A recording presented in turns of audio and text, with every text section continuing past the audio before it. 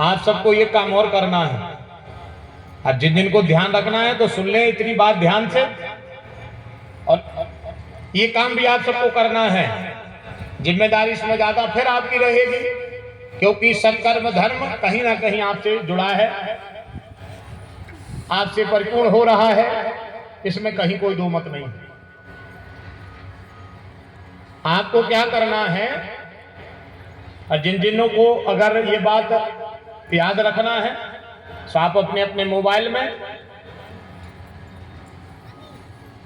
Channel को subscribe कर लो, जिन पर बनता हो अपने अपने मोबाइल निकाल ले, डायरेक्ट आपको पता चल जाए कि जाबाती में कही गई है। आपको ध्यान रखना है उस समय ये बात, चैनल का नाम दोनों बोर्डों पर लिखा है, आप अपने अपने मोबाइल में यूट्यूब चैनल निकाल लो, उस पर पीटी नवीन बिहारी सर्च कर लो, सब्सक्राइब कर लो बनता हो तो, और उसका बेल आइकन कर दो। हम अपनी बात सुना रहे हैं, आपको ध्यान न रहे तो उसी को दबा करके आप वहां से ये बात सुन लेना।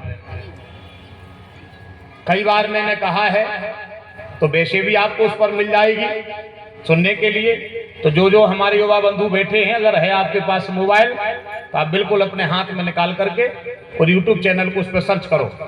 यहाँ से कथा भी लाइव चल रही है, तो उसी पर आप अभी लाइव भी देख लोगे और वो आपको समझ में भी आ जाएगी।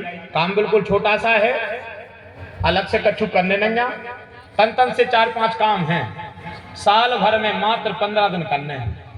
15 दिन के बाद आप फ्री, साल भर 15 दिन करना है बस, आपके पितर आपसे प्रसन्न हो जाएंगे। क्योंकि सबसे बड़ा काम तो आप लोगों ने अभी ये कर दिया है कि आप भगवान की कथा में बैठे हो, तो पितर तो आपके से भी प्रसन्न हो रहे हैं, संतुष्ट हो रहे हैं, पर वो साल भर प्रसन्न और संतुष्ट रहे, उसके लिए हमें वो सत्कर्म करना है।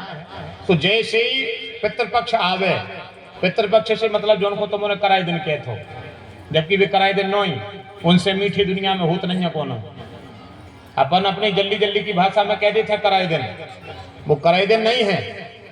दिन तो वे बहुत मीठे रहे थे, जितो पकवान उस समय बना थे इतो तो नहीं बने कब खीर, ये सो दिन नहीं जाए जो ना खीर ने बने, मेवा पकवान ने बने, तो वो कराए दिन नहीं है। वास्तव में तो वो पितृपक्ष है, वो 15 दिन पितरों की हुई है। क्योंकि भारत भूमि में, इस सभा में, इस भू पर धरा पर एक ऐसे परम महात्मा आए थे जिन्होंने महाभारत के भीषण संग्राम में बड़ी सुंदर लीला करी थी, जिनका नाम आपको सबको पता होगा, जिनसे महाभारत का महात्मा कह करके अंगराज कर्ण कहा जाता था।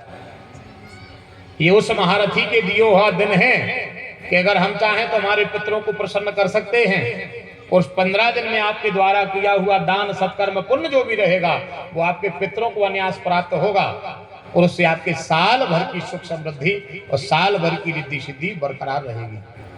तो आप लोग ध्यान रखना क्या करना है। जैसे ही आपके परिवार में आपके ज्येष्ठ, आपके पूर्वज का श्राद्ध पर्व आवे, श्राद्ध तिथि आए, चाहे वो परमा को पड़ जाए, चाहे वो आठवें को पड़ जाए, और चाहे वो अमावस्या को पड़ जाए, 16 दिन का वो पर्व होता है, पूर्णिमा से लेकर के अमावस्या तक का।